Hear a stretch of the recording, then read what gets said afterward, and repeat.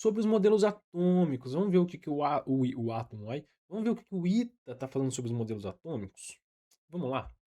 Olha lá. O modelo atômico de Rutherford evidenciou a existência do núcleo atômico carregado densamente por partículas positivas, tendo os elétrons dispostos em torno dele. A partir desse modelo, os elementos químicos passaram a ser diferenciados pelo número de elétrons que ocupa a região. Não, né, galera? Ele não diferencia pelo número de elétrons. Nunca um átomo dá para se diferenciar pelo número de elétrons. Por quê? Porque existem muitas espécies isoeletrônicas. O átomo ele dá para se diferenciar pelo número de prótons, tá certo? Então, não é diferenciado pelo número de elétrons. Então, essa daqui já está errada.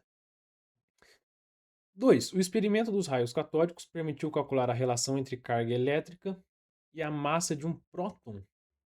Isso possibilitou posteriormente a determinação experimental de massa do elétron. Não, galera. Ele identificou a relação carga-massa do elétron, não do próton. Tá? Não do próton. Está errado também.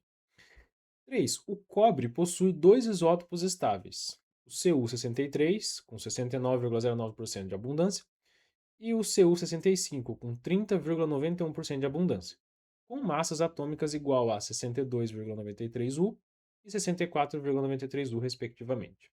Com base nessas informações, a massa atômica média do cobre é aproximadamente 63,55.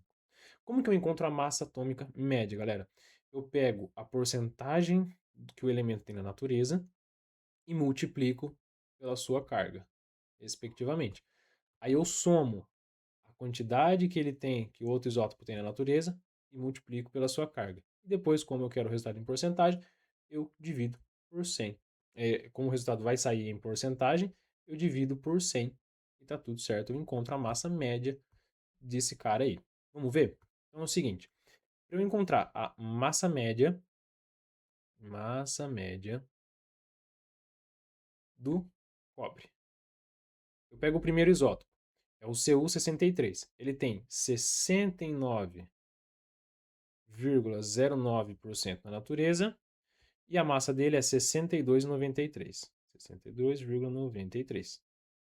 Mais o outro isótopo dele é o Cu65 com 30,91% na natureza vezes o peso dele, que é 64,93. Isso tudo aqui eu vou dividir por 100, porque como está em porcentagem, eu divido por 100 para dar o valor da massa. Fazendo essa conta toda aqui, galera, nós chegamos em exatamente 63,55. E é exatamente o que ele passou aqui para gente, tá bom? Então, fazendo o cálculo da massa média do cobre, essa conta bateu em 63,55. Então, a afirmação 3, ela está correta. Foram realizadas análises químicas de duas amostras de hidrocarbonetos. A amostra 1 contém 2,65 gramas de carbono e 0,665 gramas de hidrogênio. A amostra 2 contém 4,56 gramas de carbono e 0,383 gramas de hidrogênio. Os resultados de massa obtidos estão de acordo com a lei de proporções múltiplas e as amostras 1 e 2 poderiam ser do etano e do eteno, respectivamente. Galera, etano e eteno. Quem manja aí de orgânica, e tem que manjar, né? Se vai fazer ainda, tem que manjar de orgânica.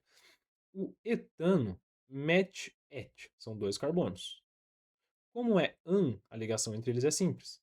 E depois o só tem hidrocarbono, só tem carbono e hidrogênio. Então eu completo as ligações com carbono e hidrogênio. Então a forma do etano é essa daqui: C2H6. Esse é o etano, tá certo? E o eteno? O eteno também, dois carbonos, só que é em, então é ligação dupla. Então aqui eu tenho dois hidrogênios para completar, dois hidrogênios para completar. Então, do eteno, a fórmula C2H4. Na prova do ITA, você sabe que ele dá essas informações. O carbono tem massa 12 e o hidrogênio tem massa 1. Então 12 vezes 2, 24, mais 6 hidrogênios, eu tenho 30 unidades aqui de massa atômica. Aqui é a mesma coisa, eu tenho 24 mais 4, eu tenho 28. Tá certo? E aí eu consigo fazer uma regra de 3 para saber qual que é a porcentagem em massa de cada um desses caras aí. Se liga só, você tem 24 gramas de 30 sendo do carbono. Então eu sei que 30 é o peso completo da molécula, é o 100%.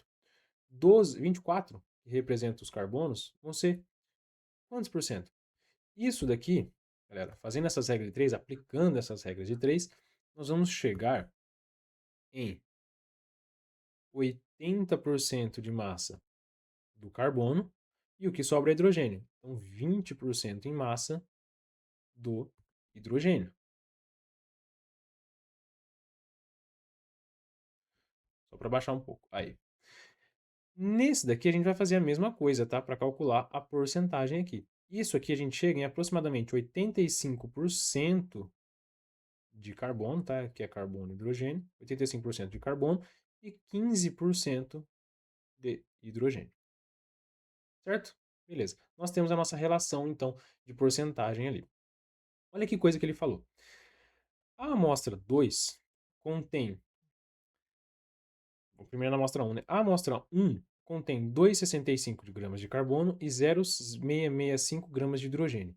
Se eu somar esses dois valores, eu vou ter a massa total da amostra. A massa total dessa primeira amostra, ou seja, da amostra 1, que fala que é do etano, ela vai ter 3,315 gramas, tá? No total. E aí eu posso fazer a regra de 3 para saber se bate com os 80% de carbono. Eu sei que isso é 100% do peso do material. Se ele falou que tem 2,65 de carbono, 2,65, se bater os 80% aqui, ó, em porcentagem, é do etano, tá certo? Se você fizer essa conta aqui, vai dar certo, tá? Vai bater os 80%. Então, a primeira amostra, a amostra 1, ela é do etano, tá? Ela é do etano. Bateu os 80% lá de carbono. Agora faz a mesma coisa com o outro.